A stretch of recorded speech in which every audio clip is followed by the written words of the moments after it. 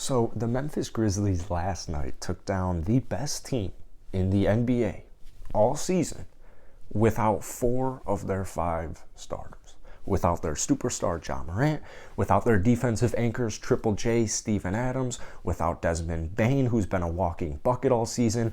Tyus Jones didn't even play. The Memphis Grizzlies are unbelievable. We have this crazy stat here that I saw on Grizzlies Muse that I wanted to share with everyone. The Memphis Grizzlies starting lineup of Ja Morant, Dillon Brooks, Desmond Bane, Triple J, and Steven Adams have played 96 minutes together this year. That is an unbelievable stat. 96 minutes. That is crazy. That's like 2 basketball games right there. Despite that, they have the second best record in the entire NBA at 54-23. Last night, beating the Phoenix Suns without those 4 players, Dillon Brooks, shout out Dillon Brooks, man, went off. There were dudes off the bench last night. There were, honestly, just a lot of the players who played last night, I think your basic NBA fan would have no idea who they are. And their GM, their coach, everybody within the Memphis Grizzlies organization deserves a ton of credit. Right now, 55-23, right? 5th best offensive rating, 4th best defensive rating. So you have a top 5 offense, you have a top 5 defense, and you're the 2 seed in the West. You are the 2 seed in the West. So I think Memphis, I made a video last night talking about the Grizzlies, by the way. If you guys are new here, hit that subscribe button, hit that like button for more Grizzlies content. I got a lot of great comments in my Grizzlies video yesterday saying a lot of optimistic Grizzlies fans. A lot of optimistic Grizzlies fans would see a Western Conference Finals not only as a huge victory, but that's kind of the expectation. Maybe expectations a little bit too of a strict word, but that's the hope. There's a lot of hope that the Memphis Grizzlies, at the very least, will make the Western Conference Finals. This is a team that could make the finals. This is a team that could win the NBA Finals. I mean, when you are 19-2 without your best player, a clear superstar, a guy who is averaging 28 points per game, your team is special. I say this in so many Grizzlies videos. No player has played over the age of 28. They have the average age of 24 years old.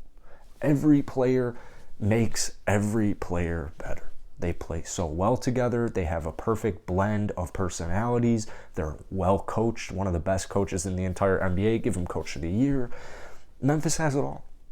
They have it all, and they've beaten some really impressive opponents. And with 4 games remaining left on the schedule, Memphis might actually have 3. No, 4 games remaining left on the schedule.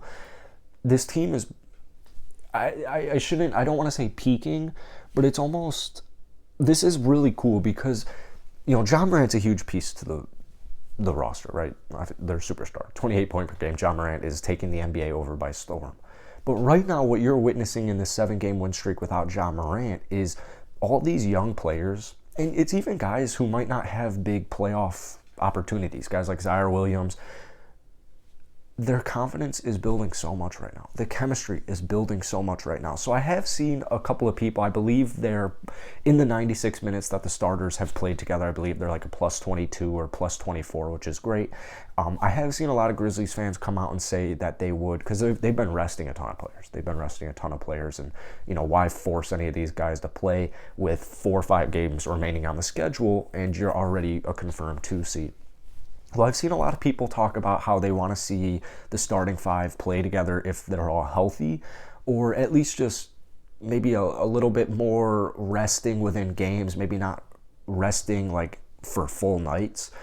I don't know what they're going to decide to do. Honestly, I don't think it really is going to matter that much. I understand the argument for wanting to get your team chemistry as high as it can, as good as it can. We still don't really even know Ja Morant's situation.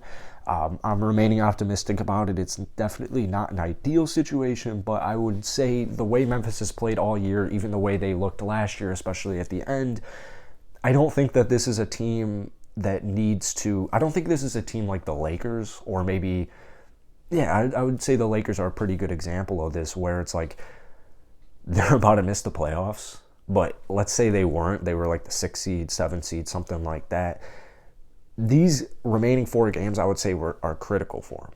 not necessarily LeBron and AD, but more so because Russ is there. I view Memphis kind of as a team like Golden State, where it's almost as if these players have been playing together for like a decade.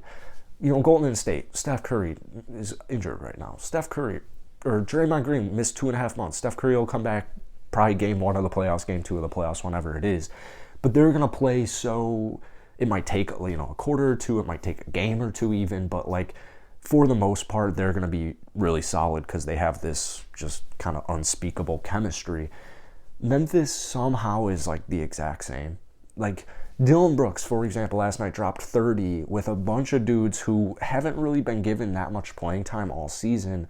Well, he made so many of them better, and he scored like 30 points. He clamped on defense. Like, you get what I'm saying? These guys are rising to the occasion. They're not afraid of taking big shots. They're not afraid of anything, for that matter. So I don't think this is a team where I would be all that worried just because they haven't played more than 100 minutes together as a starting five. If anything, I flip it around and I say that's what makes them so scary, is they are 55-23 with their starters playing less than 2 freaking full games together. That is an unreal statistic. Keep in mind, a lot of that was because Dylan Brooks only played 27 games. Jaws had some injuries. They've all had some injuries, or COVID at the beginning of the year, whatever it was.